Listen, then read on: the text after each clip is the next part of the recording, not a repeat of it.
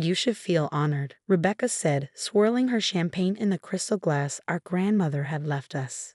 Not everyone gets to be maid of honor at the society wedding of the year. My name is Charlotte Warren, and I was watching my childhood best friend celebrate stealing my future with our grandmother's favorite champagne and our grandmother's favorite glass. The same grandmother who had trusted us to share her estate equally, believing until her last breath that her two beloved granddaughters would honor her wishes. Nothing to say, Charlie? Rebecca prompted, using the nickname she knew I hated. No tears about the money. No lecture about family loyalty. I kept my expression neutral as I studied her. The designer dress that probably cost more than most people's monthly salary, the enormous diamond ring her fiancé Thomas had surprised her with, the wedding planning binders spread across what used to be our grandmother's antique desk. Congratulations, I said simply. The wedding sounds perfect. She frowned slightly, thrown off by my calm demeanor. That's it? No drama? No threats to tell Thomas where the money really came from? Would it change anything? No, she laughed, taking another sip of champagne. The money's spent, Charlie. The venues are booked. The deposits are paid. And in 6 weeks, I'm marrying into one of Boston's oldest families. Everything I've always dreamed of. What she meant was everything she'd stolen from both of us. Our grandmother's estate was supposed to be split equally, enough for each of us to start our own lives, pursue our dreams.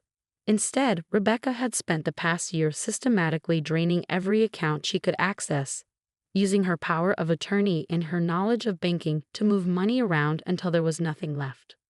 Well, I said, picking up my purse, I'm sure it will be beautiful. Don't be like that, she called as I turned to leave. We had fun spending it, didn't we? All those shopping trips, the spa days. I let you enjoy some of it before it was gone. I paused at the door, thinking of all the times we'd played in this house as children, all the summers spent listening to our grandmother's stories, all the promises we'd made to each other. You're right, Rebecca. I did enjoy it. More than you know. As I walked out of our grandmother's house, Rebecca's house now, thanks to some creative manipulation of the will, I could hear her already on the phone, probably calling her wedding planner about some extravagant new detail she'd thought of. What she didn't know was that I'd discovered her deception 3 months ago, right after she'd started moving the larger sums. She thought she was being clever, using her banking background to hide the transfers, but she'd forgotten one crucial detail. I worked in digital forensics. The drive home was quiet. Through the car windows, I could see Boston's familiar skyline, the same view I'd grown up with. The same view our grandmother had loved right up until the end. My phone buzzed. A text from Maya, my colleague and one of the few people who knew what I'd been planning. Is it done? Phase 1 complete, I replied. She doesn't suspect a thing. Maya was one of 3 people who knew what I'd been quietly preparing since I first discovered Rebecca's betrayal. Like me, she'd seen through the perfect facade. The extravagant spending, the whirlwind romance with Thomas, the carefully constructed image of the society bride-to-be. As I pulled into my apartment complex, I passed Mrs. Chen from next door, who gave me a sympathetic smile. She'd been friends with our grandmother, had watched Rebecca and me grow up. She knew what was happening. I'd probably seen through Rebecca's act from the beginning. Such a shame, she'd said to me last week. Your grandmother would be heartbroken. But that was where Mrs. Chen was wrong. Our grandmother hadn't been naive, she'd been strategic. What Rebecca never understood was that the estate she thought she'd cleverly stolen was only part of the picture. I entered my apartment and went straight to my home office, where Maya was waiting with our other conspirators, James from cybersecurity and Lisa, our grandmother's former secretary. Everything's in place, Maya said as I walked in. We're just waiting for your signal. I nodded, setting my bag down and looking at the wall of monitors they'd set up.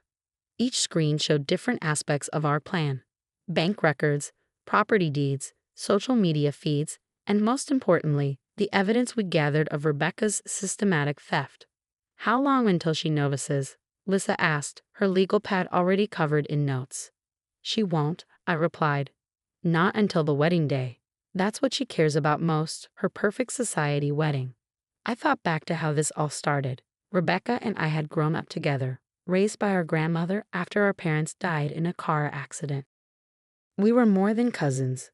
We were sisters, best friends. At least, that's what I believed. But Rebecca had always wanted more.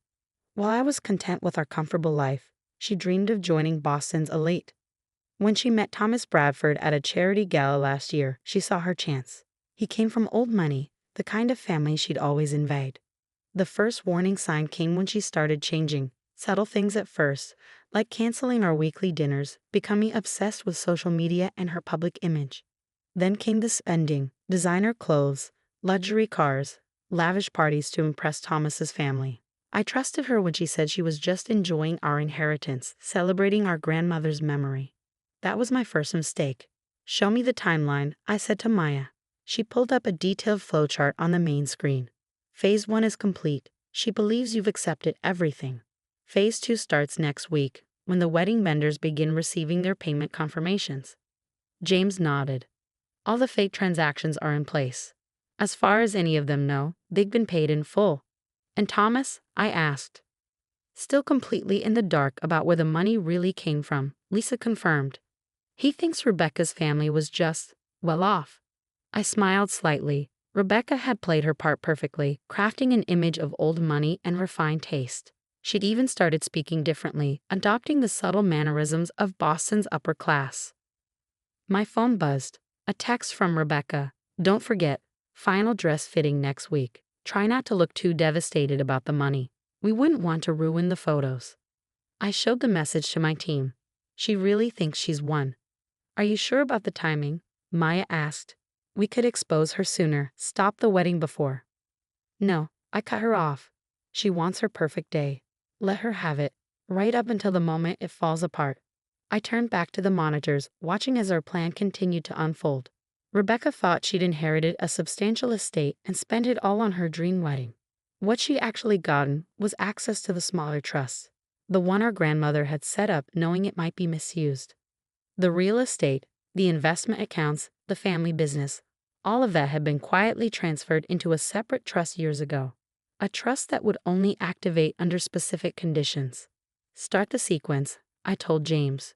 Make sure everything looks perfect right up until the wedding day. He nodded, fingers flying over his keyboard. The vendors are already set up.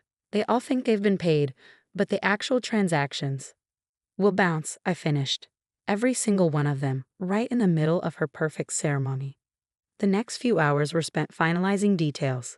Lisa reviewed the legal documentation one more time, ensuring everything was airtight.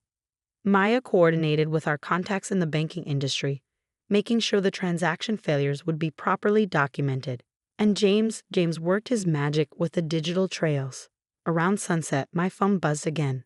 Another text from Rebecca. The flowers arrived for tomorrow's bridal shower. You really should see them, Charlie. This is what real money can buy. I showed the message to the others. She really has no idea what's coming, does she? Lisa said, shaking her head. Rebecca always did confuse wealth with worth. I replied, tomorrow she starts learning the difference. The morning of Rebecca's wedding dawned bright and clear, perfect weather for what Boston's social pages were calling the event of the season. I stood in front of the mirror in the bridal suite of the Fairmont Copley Plaza, adjusting my maid of honor dress while Rebecca fussed with her custom Vera Wang gown. Everything has to be perfect, she said for the 100th time, scrutinizing her reflection. Thomas's family expects nothing less.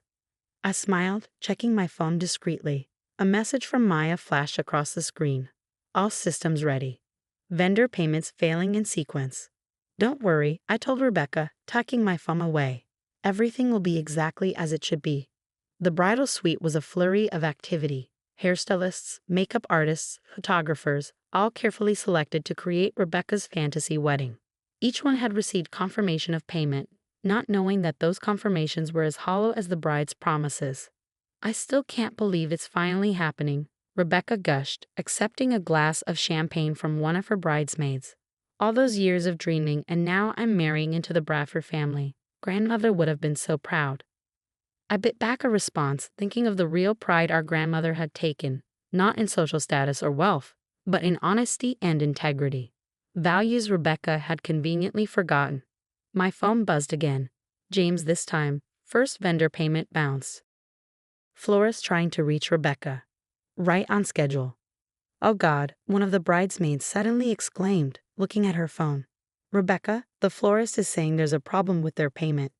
Rebecca's face tightened slightly, but she maintained her composed smile. It's just a mix-up. Charlie, be a dear and handle it. Of course, I said smoothly, stepping out of the suite. In the hallway, I watched the notifications start rolling in on my phone. One by one, vendor payments were being rejected. The caterer, the band, the photographer, even the hotel itself. I dialed Maya. How's it looking?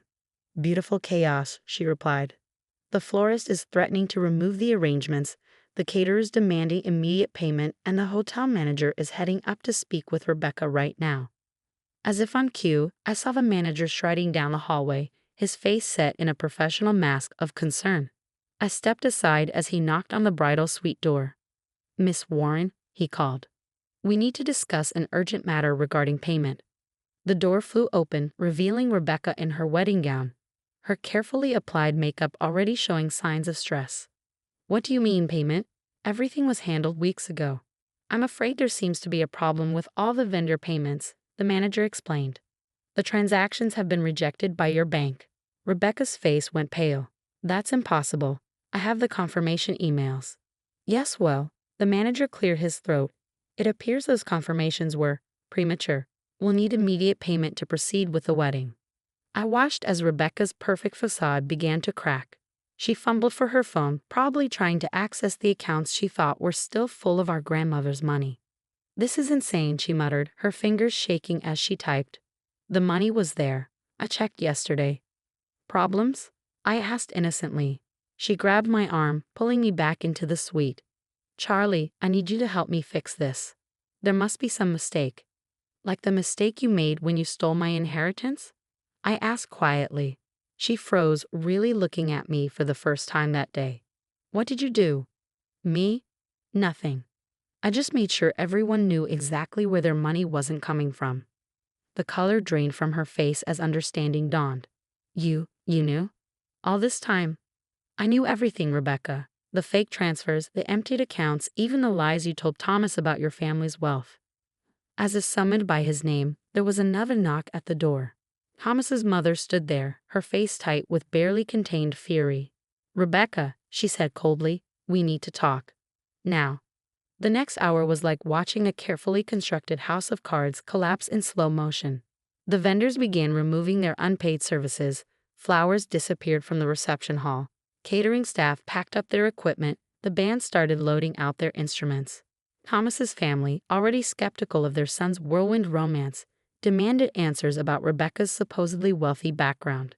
The truth about her systematic theft of our grandmother's estate came out in a rush of accusations and tears. You lied to me, Thomas demanded, his face a mask of betrayal. About everything. I did it for us, Rebecca pleaded. For our future. Our future, he laughed bitterly. There is no future. The wedding's off. As the Bradford family swept out of the hotel, taking their son and their social connections with them, Rebecca turned on me, her perfect makeup streaked with tears. How could you do this to me? She demanded. I'm your family. Family? I repeated.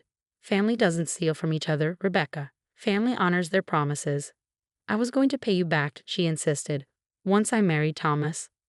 No, I cut her off. You were going to keep taking, just like you always have. But not anymore. I pulled out an envelope, the real reason I'd let this charade continue so long. Grandmother left more than just the money you stole, I explained, watching her face as understanding dawned. She left instructions, conditions for the real inheritance. Real inheritance? Rebecca whispered. The family business, the properties, the investment accounts all held in a separate trust.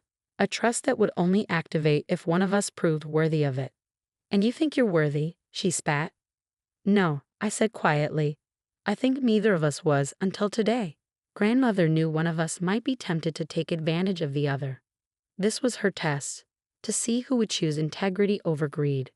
The implications of what she'd done, not just to me, but to her own future, finally seemed to hit Rebecca.